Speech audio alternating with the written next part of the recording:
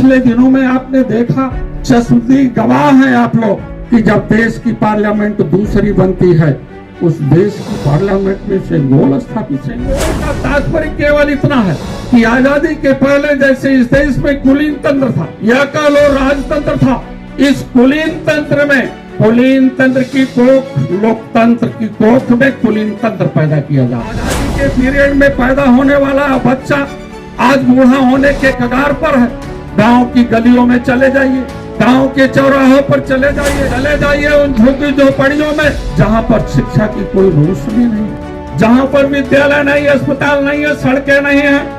उन गलियों में जाकर के अपनी बात को बता करके जब एक सही दिशा की ओर ले चलेंगे, तब बाबा साहब डॉक्टर अम्बेडकर का सपना पूरा होगा। बाबा साहब के लोकतंत्र में उनकी कोख में कुलीन तंत्र का भ्रूण चल रहा था और उस भ्रूण को ये विकसित करना चाहते थे।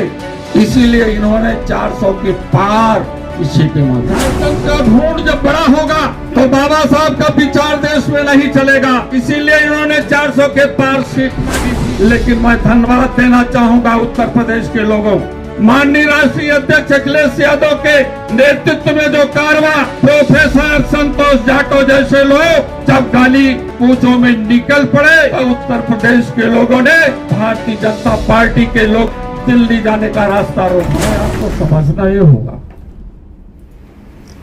कि ये कौन लोग हैं, ये बाबा साहब कौन है, डॉक्टर लोहिया कौन है, मन्ना कांसीराम जी कौन है, भारतीय पुत्र मुलायम सिंह यादव जी कौन है। हमें और भी समझना होगा, पीछे जाना होगा। पेरियार साहब कौन थे,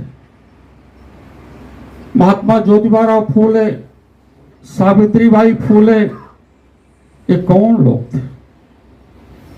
छत्रपति साहू जी महाराज, शिवाजी कौन लोग थे। रामस्वरूप वर्मा जी, अभी हमारे प्रोफेसर साहब ने जगदेव बाबू कुशवाहा जी का क्रांति का एक वैचारिक विचार दिया।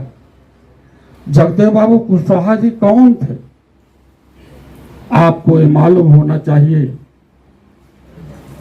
ये ऐसे लोग थे जिन्होंने गालियां खाई थी, ये ऐसे लोग थे जिन्होंने गालियां खाई थी, ये ऐसे लोग थे जिन्हें विद्यालय के परिसर में पढ़ने के लिए नहीं जाने दिया जाता था। ये ऐसे लोग थे जो गैर बराबरी में जी रहे थे, लेकिन उन लोगों की विचारधारा इस देश की गैर बराबरी को समाप्त करने के लिए एक मुहिम चलाई और एक इतनी बड़ी मुहिम चलाई बाबा साहब डॉक्टर अम्बेडकर के संविधान के तहत।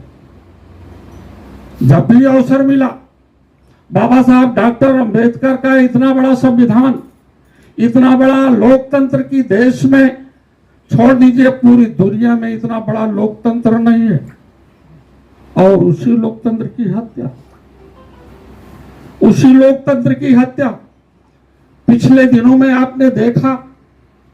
चश्मदीद गवाह हैं आप लोग कि जब देश की पार्लियामेंट दूसरी बनती है, उस देश की पार्लियामेंट में सेंगोल स्थापित होता है। सेंगोल का मतलब समझा कि ये सेंगोल क्या चीज है। सेंगोल कौन सी मजबूत चीज है। सेंगोल वो चीज है कि आजादी के 75 साल बीत गए, संविधान के अच्छे आदर्श, उनके मूल्य, तमाम सारी व्यवस्थाओं के बावजूद भी हम कहां पर खड़े हैं आजादी के 75 साल बाद भी। आजादी के पीरियड में पैदा होने वाला बच्चा आज बूढ़ा होने के कगार पर है।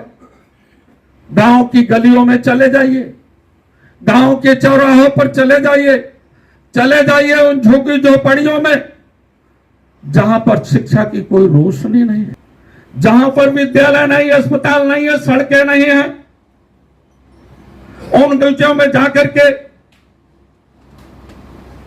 अपनी बात को बता करके जब एक सही दिशा की ओर ले चलेंगे, तब बाबा साहब डॉक्टर अम्बेडकर का सपना पूरा होगा।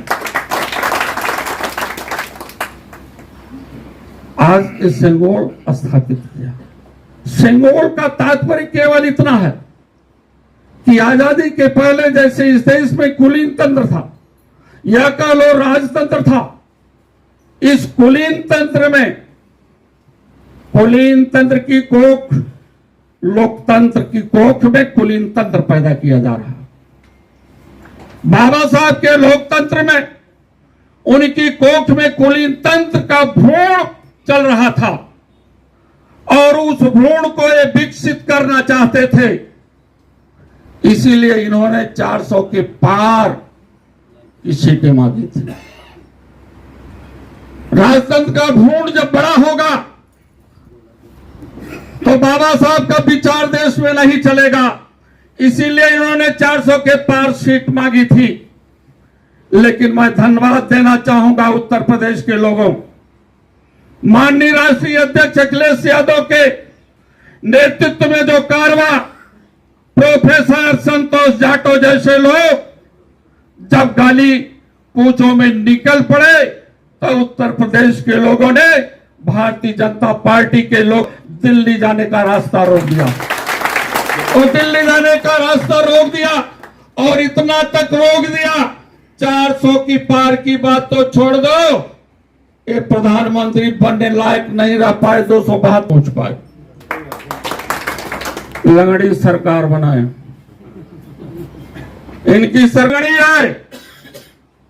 कुछ पार्टी के लोग जो आज भी पूंजीवाद और सामंतवाद चाहते हैं, ऐसे लोगों ने मोदी को बना दिया है प्रधानमंत्री। और ये लोग बोलते हैं, प्रोफेसर साहब ने बड़ी अच्छी बात कही पूरे भाषण में, इनकी जितनी तारीफ की जाए वो कम है। प्रोफेसर साहब की जितनी तारीफ की जाए कम है।